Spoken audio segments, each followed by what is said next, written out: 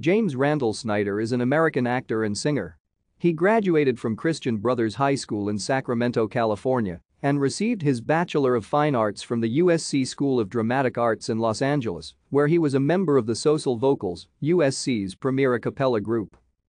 Since 2002, Snyder has appeared on numerous television shows. His television credits include the television film Anna's Dream and the TV series Married to the Kellys, Gilmore Girls, The Sweet Life of Zack and Cody, Related, Without a Trace, Cold Case, Eli Stone, Drop Dead Diva, CSI, Crime Scene Investigation, Blue Bloods, and the outrageously fabulous weekly parody talk show.